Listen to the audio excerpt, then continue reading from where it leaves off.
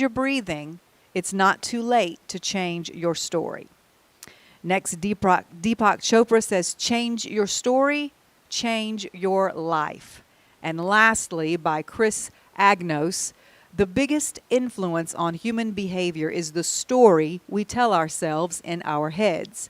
If you change your story, you change our world. Okay, so today I'm calling this teaching Beauty for Ashes Part 2, a deep dive, because I feel like there are some things that I touched on last week that I want to go a little deeper into today. Thus, the subtitle, A Deep Dive. And as I did last week, little alert, I'm going to mention politics, so all of the disclaimers that I made last week, I'm not going to repeat them today, but if you want to see them, go back and look up last week's. That's all still in effect. These are just my observations, but I feel like they're important because they are a great display of where human consciousness is right now. So that's why I'm talking about politics, because it's not just politics, it's the whole energy of where we are and the level of consciousness we're on as a country and as a world. I can speak best about this country because it's where I live, but I think it's something that's happening all over the world. As you probably noticed, all the quotes today were about changing the story. And you might not think that has anything to do with the topic Beauty for Ashes, but I promise you before I'm done, you'll be able to see the connection. I talked last week about the mythical bird called the phoenix and how it rises from its own ashes. And there's pretty much no greater way to change your story than to die and then rise again into a brand new, beautiful being and into a brand new life. So we're going to talk today about how changing your own individual story actually, as our last quote indicated, helps to change the collective story. Remember, we've talked for several weeks now about tending our own little patch of the garden. And by doing that and by raising our own vibration, it then ripples out to everyone we come in contact with. So speaking of the collective, as is obvious, the story of the whole country is in the process of changing right now. And change can often be uncomfortable and rough and challenging. And it's only made more difficult when we, either as individuals or as a nation, try to hang on to a story that's in the process of trying to die. There's nothing more exhausted than trying to keep something together, to keep something intact that is destined to fall apart. And the reasons that most stories tend to fall apart is because they're supposed to. Because if they don't, a new story cannot emerge. A new story cannot be written. But because we are, as humans, are so resistant to change, we do that. We keep trying to put the pieces back together that have shattered, and they're never going to fit back together the right way because what's inside has now become bigger. We have a bigger story now because our consciousness has expanded. So even if you could put them back together, it's not a sustainable or it's not an appropriate container. I've been saying that for a long time too, that you can't put new wine into old wineskins. The old wineskins we're all used to, that some people are trying to piece back together and keep together, are no longer sufficient for where we are in consciousness. Also last week I said that in order to get to the beauty, you've got to first endure the fire that produces the ashes. And that is not an instantaneous process, no matter how much we would like for it to be. The greatest Phoenix story of all time, I think, is the story of Jesus. And it even took him 3 days to get to the process of resurrection. He didn't die and then 10 minutes later open his eyes back up. It was a process. So the story of this nation is unfolding as a process. So, yes, there's been a huge shift recently, and we have a lot of reasons to be happy and relieved, but we're still surrounded by ashes at the moment, and we can't go back. We can't just go back to business as usual now that there are different people in charge. We can't put it all on them. We are still responsible for our patch of the garden. We're still responsible for holding the light and for being the peace and the love. I put up a post on Facebook one day last week about the meditations that I've been doing that many of you have joined me in, which I am grateful for. We started a week before the inauguration because at that point, things were still a little dicey and we weren't really sure what was going to happen, if there was going to be more violence or not. And then the day came and everything seemed to go smoothly. And when you've been on high alert like that, in anticipation of a particular event, it's easy to just want to exhale once it's over and go into relaxation mode. But I think it's important in this case not to totally let down like that. There is a middle way that we need to find. The high alert, I think, is over. But as I said, we are the ones responsible for keeping that vibration high. And my post was something along the lines of, just because some progress has been made doesn't mean we don't still need to do our part to hold the vibration of love, light, and peace in place. I think there were 4 specific qualities that I asked everyone to focus on in their meditation, which were peace, healing, reconciliation, and love. And so here's our first little deep dive into that, because I talked about meditation a little bit last week. I want to explain the difference between what some people may have thought the meditations were about and what was accomplished by them, and what really took place, in my opinion, because I think some people may still be viewing it from the old paradigm of, thank God we prayed the bad away. And that's not at all what I'm talking about or what I think the purpose of it was for. In our old paradigm years ago, we would have been praying to God to keep something from happening, like, God, please don't let people violently storm the Capitol again, or please don't let anybody bomb the White House, or God, please keep everyone at the inauguration safe.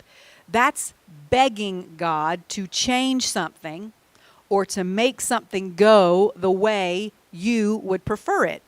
And that's not at all how I viewed what we were doing in those meditation sessions. To explain this, let me give you a little insight into my personal thought process. My brother said something recently in one of his sermons, I think it might have been this past Sunday, that triggered this thought in my head. And he said it more than once. He talks about setting up the conditions for something to occur, like a miracle or a healing or to have a happy life. It's something he speaks about often, that you have to set up the appropriate conditions for things to happen. So something else I said last week, I believe it was toward the end of the teaching, I quoted the movie Forrest Gump, where he was trying to decide who was right about life, his mother or Lieutenant Dan. And he said, maybe it's like Lieutenant Dan says, and everything is already decided. Our destiny is set before we get here. Or maybe it's like Mama says, and we're all just floating around like a feather. Or maybe it's a little bit of both. And that's how I view life. I believe there are certain conditions for particular things to happen that are present at specific times. But I also believe that our free will has the power to change the story. But it's not through begging God to change it for us like we used to believe. So back to the personal example I was going to give. As I talked about last week, I am very interested in astrology. And the more I study it, the more interested I become. But I also know that astrology, that anything astrology supposedly predicts, it's only predicting the conditions that are appropriate for something to happen, because nothing about the future is set in stone. If it were, there would be no point in God having given us free will. So any good astrologer will tell you that. It's kind of the same thing in that world as it is in the world of religion. Any astrologer that tells you he or she knows for sure 100% without a doubt that this thing or that thing will happen on a certain day, etc., that's the same as a false prophet. Whichever world you're in, astrology or religion, the most anyone can ever do is tell you what the conditions are, or as astrologers put it, what the energy is. It's kind of like a weather forecaster. A weatherman can tell you that the conditions are most likely at this particular point for a tornado to occur. But they can't tell you 100% that it will or what exact time. They just read the signs and they give you their best prediction based on their years of experience and study. So the night before the inauguration, I was up pretty late and I got a notification on my iPad that a particular guy I follow on YouTube, who is an astrologer, had just posted a video. And so I thought, okay, well, let me check this out, what he has to say. And as I was listening, he was giving a pretty grim report. And I'm not going to get into all the specifics because I realize not everybody is as into this as I am. But the point is, he was saying that the conditions were going to be present the next day, the day of the inauguration, for some really strong energy and possible violent eruptions to take place again. The specific words I think he used were sudden and unpredictable change. And although I should not have, because I know better, I let that put me into a little bit of a tizzy. And I went into the next day feeling anxious and worried, which what did that do? That just lowered the vibration I was trying to hold. But what I failed to remember was that what he was saying and predicting were only the conditions. He wasn't saying, nor could he have said for certain what was going to take place. So the point I want to make is this: just like if the weatherman had come on and said the conditions were present for a tornado or a thunderstorm, he came on and predicted the conditions of the energy according to his expertise and experience and years of study. So what made the difference? The conditions were apparently right for another event like happened on January 6th to happen again, but it didn't. And I don't think the reason it didn't was that a bunch of people were praying in the traditional sense, as in begging God for things to go well. Because I'm pretty positive that just as many people that were praying that prayer were on the other side, if not more people, praying that in the traditional way, begging God for someone or some event to intervene and stop the inauguration, because there are a whole lot of people in this country who identify as Christians who have been praying against Joe Biden and Kamala Harris for months now. And they have expressed that they want a miracle, what would be a miracle from their perspective, to happen to keep Trump in power. We know this. It's no secret. So that wasn't it. It wasn't people praying that caused it not to happen. And that's the problem with the traditional ideas of what prayer is as we've been taught. I always give the example of two football teams in the locker room before a big game, both praying for God to help them win. And so what is God to do in the situation like that? They're all his children. It doesn't make any sense. That win-lose scenario is part of the age that's passing away. The age we're going into is full of win-win situations. So it wasn't prayer.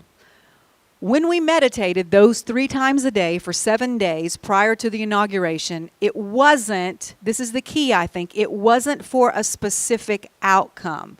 What did I ask you to meditate on? 4 qualities: peace, healing, reconciliation, and love. And when we did that, we raised the vibration. We weren't attached to how those qualities would be present or take place. We just held the space for them.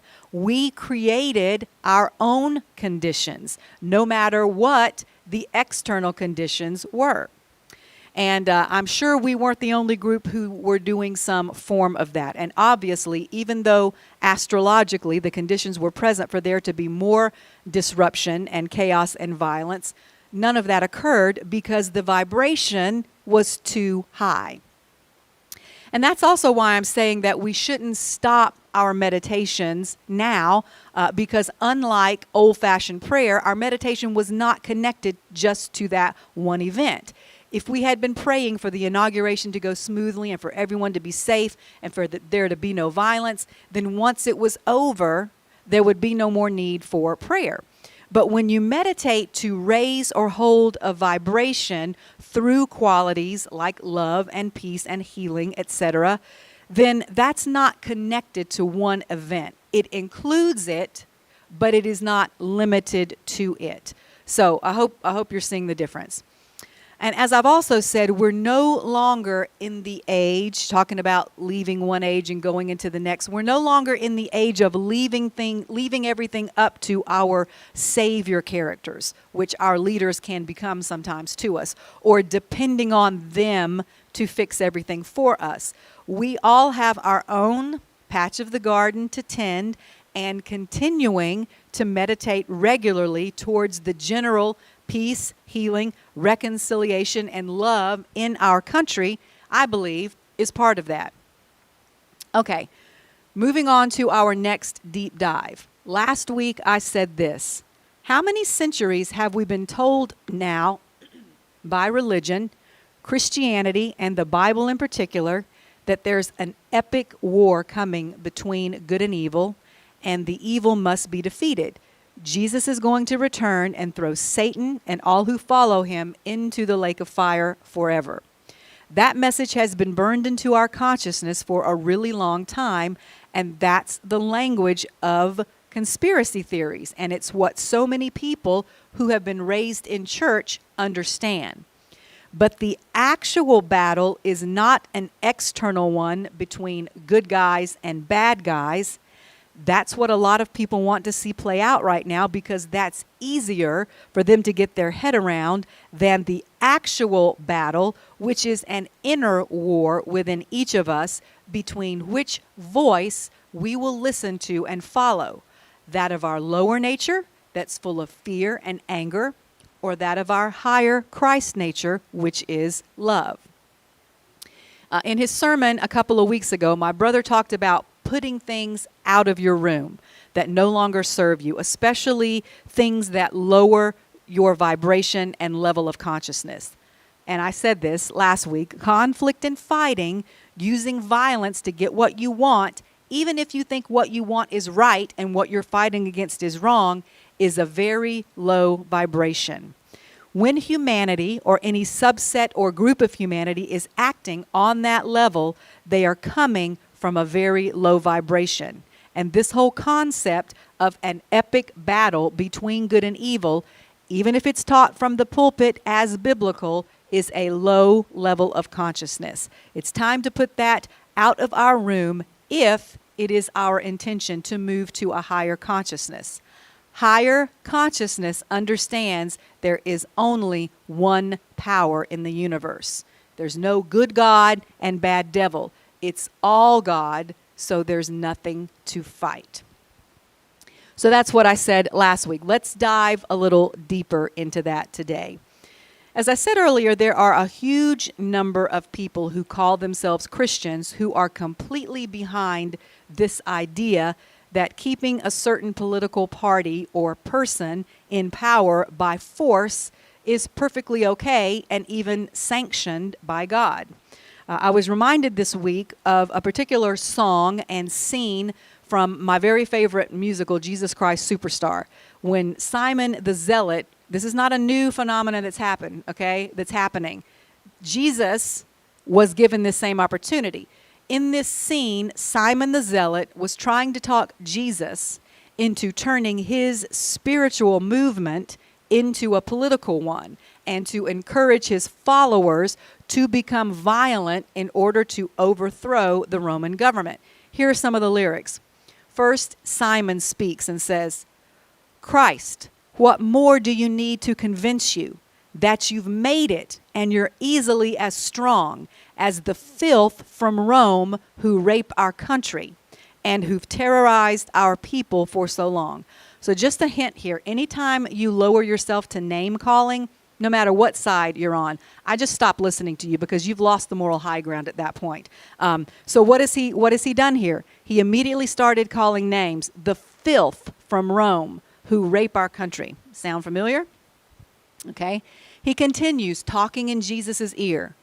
There must be more than 50,000 screaming love and more for you, and every one of 50,000 would do whatever you asked him to. Keep them yelling their devotion, but add a touch of hate at Rome. You will arise to a greater power. We will win ourselves a home. You'll get the power and the glory forever and ever and ever. So, he's telling Jesus, look, you've got the crowd behind you, and they're so devoted to you, they would do anything you say. So why not just start sprinkling into your teachings a little hate speech toward Rome so that the crowd will overtake the Roman oppressors, drive them out, and set up a new government over which you can rule and have the power and glory forever, and we, the Jews, will have Jerusalem back as our home. Sounds very familiar.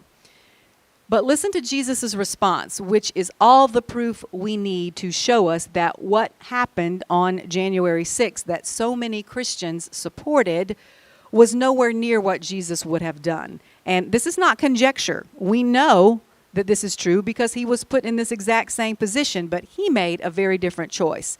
The song continues now with Jesus speaking.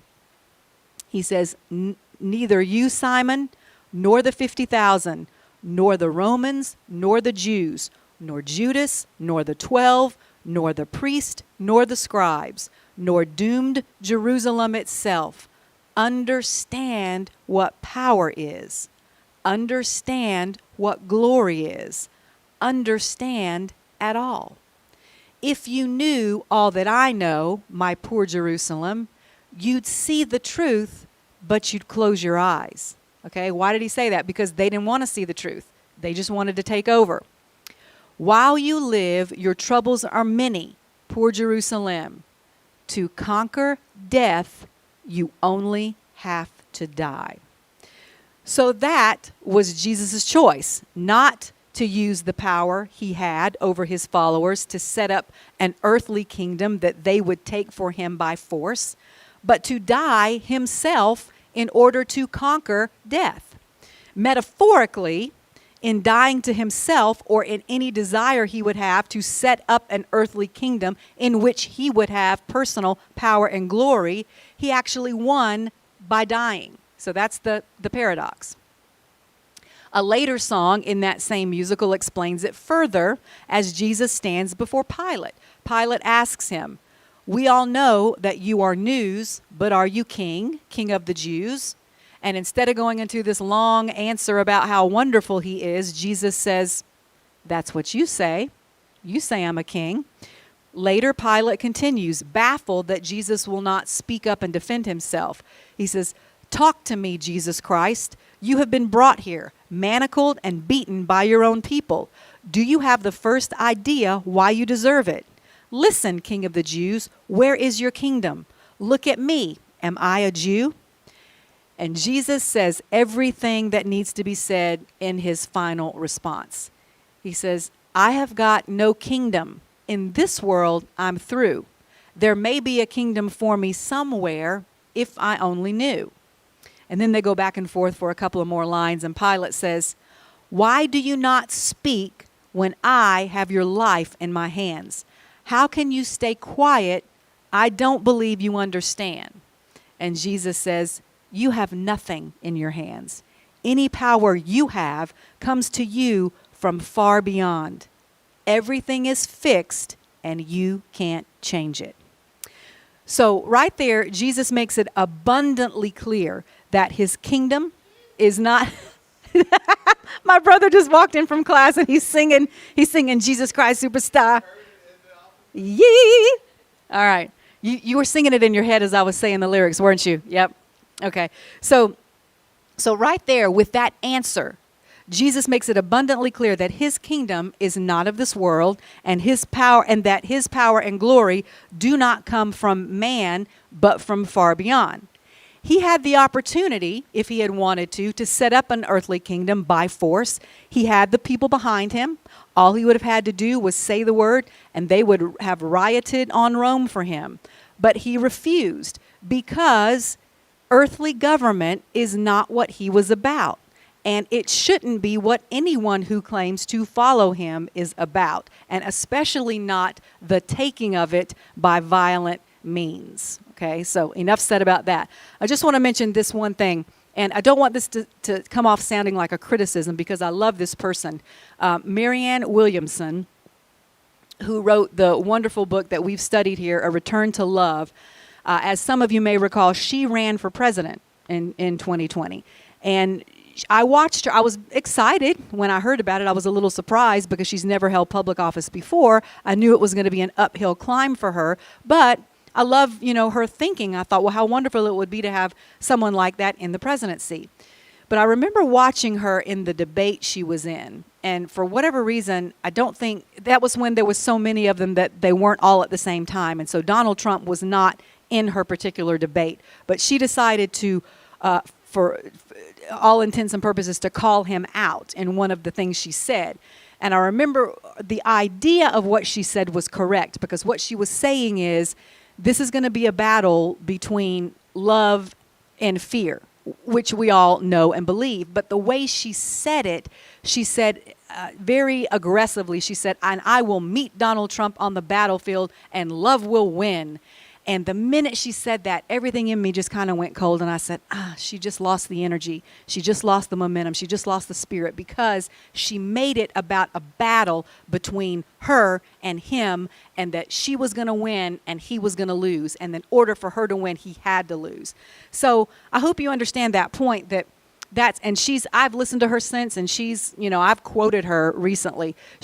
I still believe in her teaching, and, everybody makes mistakes. And again, what she was saying was correct. It was the way she was saying it and the terms she couched it in that kind of made it that battle that we're leaving, okay? That whole fighting violence thing that we're going away from. All right, now let's go a little deeper into another deep dive. Last week we talked a little bit about some conspiracy theories. I had a little bit of fun with that.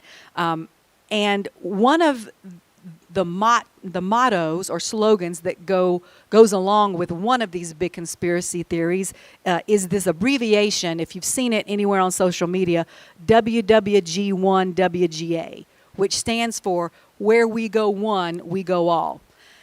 And so much about these conspiracy theories are the shadow side of true spirituality and true spiritual movements. Think about it. Where we go one, we go all is just a perverted version of unity consciousness. I spoke last week about the fact that the people who participated in the riots are genuinely in pain. They feel unseen, unheard, betrayed, small. They're searching to belong somewhere. They're searching to be loved and appreciated. They want justice and equality. All the things that true unity consciousness provides. But instead, they have grabbed a hold of its counterfeit, okay, which is that gang mentality, and we're going to go in and take it. And they have believed a lie that they have been told. They have been sold a narrative, a story, and that story is that their way of life is being taken away from them. And if they can just get the country to go back to some version of itself in the past that they have idealized as when it was great, but that in reality never existed, then everything will be okay. And they are willing, as they have proven, to fight for this story, okay, that they've been given. But the story's not true. And if any small part of it ever was, it's too small now to contain our collective consciousness. But these people have not allowed their individual consciousness to expand. So they're desperately hanging on to the old, small version of a world and of an age that is passing away.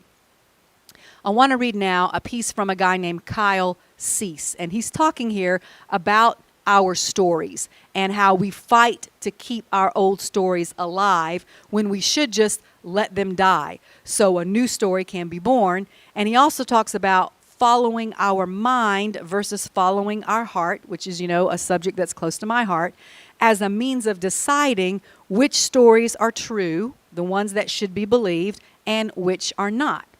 He says it's fascinating how simple finding the truth is. We've complicated it, but it's so simple and easy. One thing I often notice when I'm working with clients and I point out some simple but profound truth to them is that they'll respond by saying, I need to wrap my mind around that. And that sentence is actually the opposite of what we want to do and the direction we want to go. The truth is rarely or never complicated, and wrapping your mind around it is shrinking it down into the small story that you've created for yourself. In other words, there's no need to wrap your mind around it. Instead of shoving it into our small story and trying to make it fit, what if we allowed ourselves to just go into this realm of the unknown that's being presented to us? Now, I'm going to stop right here and give you an example of what I think he's talking about. For instance, the first time I read this quote that I'm about to read to you, it immediately resonated with something deep in my soul. I didn't have to think about it. My mind didn't even have to enter into the equation. My eyes read it, and something inside me immediately knew it was true. And here's the quote. Your body's ability to heal itself is greater than anyone has permitted you to believe. And instantly I knew that was the truth for me. Now, this was several years back when I had first started reading and studying about the whole mind-body connection and how much our thoughts influence our physical body. Everything I had been taught and everything that I had believed up until that point had been in the opposite direction from that quote.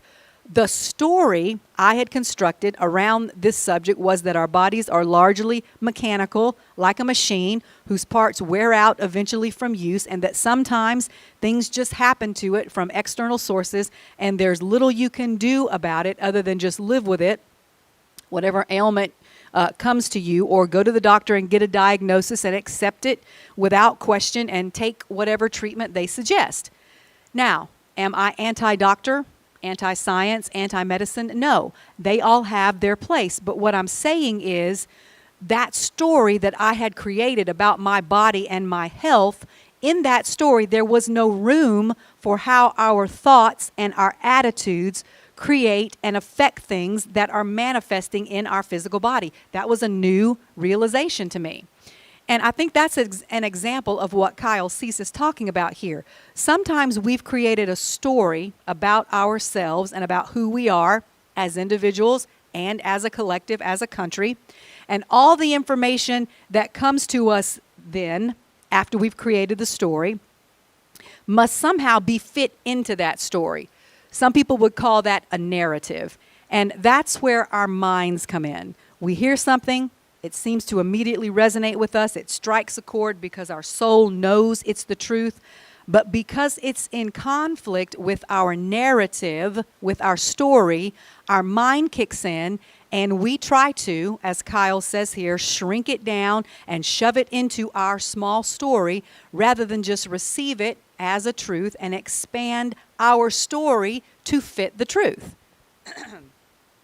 That's the difference I've been talking about for a while now between allowing your mind to run the show with all its unconscious background programming and using your mind as a tool in service of your heart, which can always feel what the truth is no matter what your story is.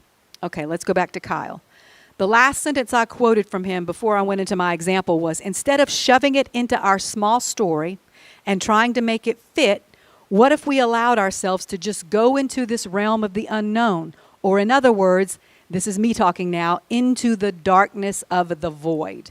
because, as we've talked about many times, that's where all new things are created.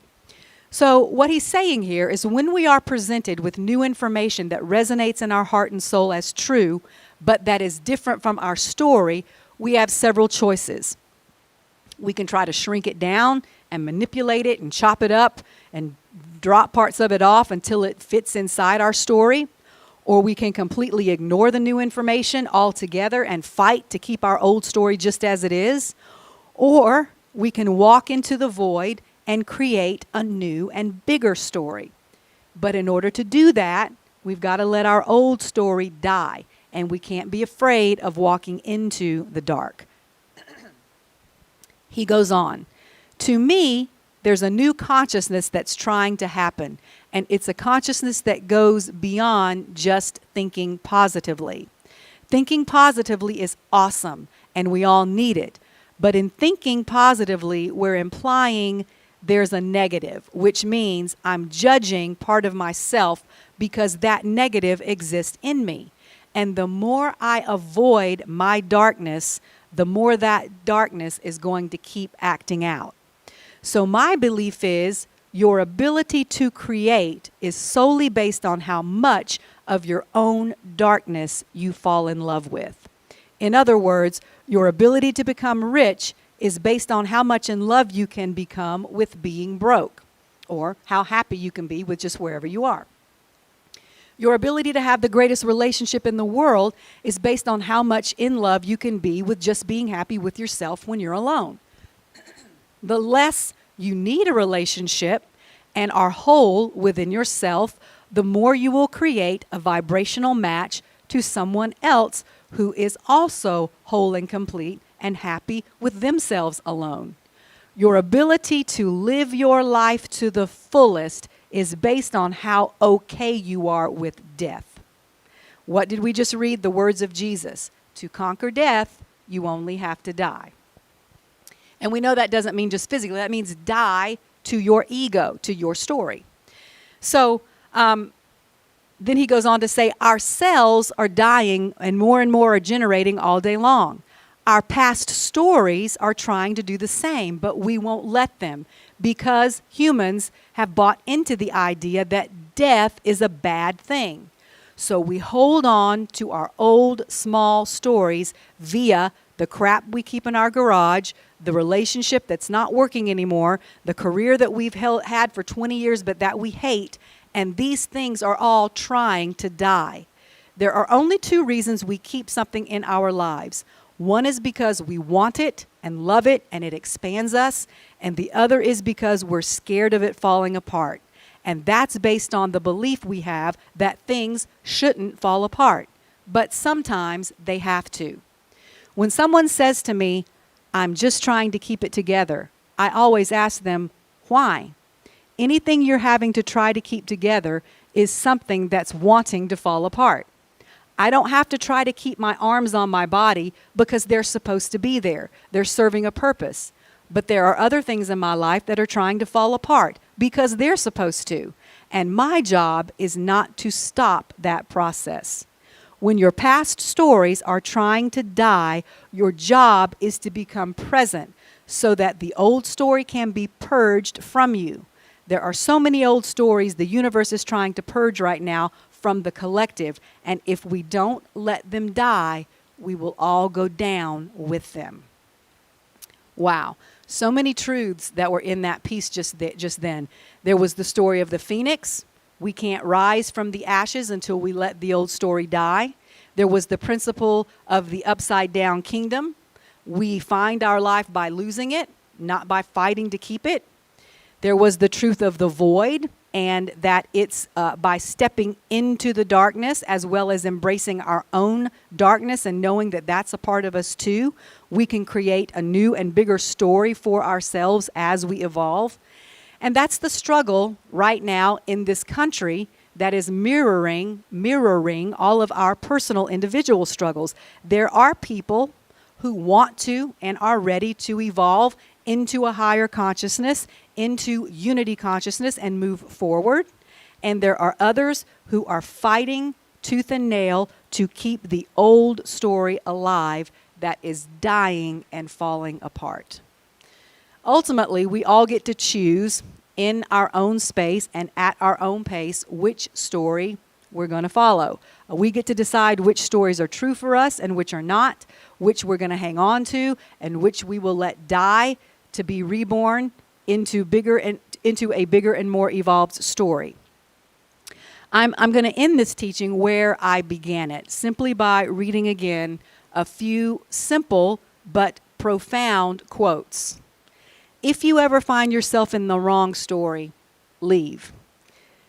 Today, I have the power to change my story.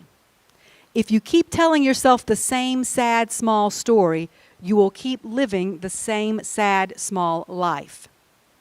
The only way to make sense out of change is to plunge into it, move with it, and join the dance.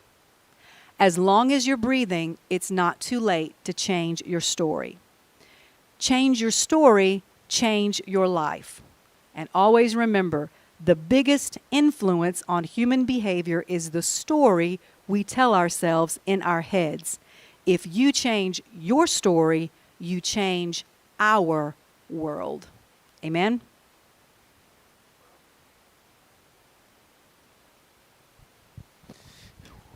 Well, good morning. Good day, everyone's. Good to see you. I'm this semester, I have a Tuesday morning class, Tuesday and Thursdays from 10 to 11:20, and so I'll be sneaking in here at the end, and so I caught the end of LaDonna's message today.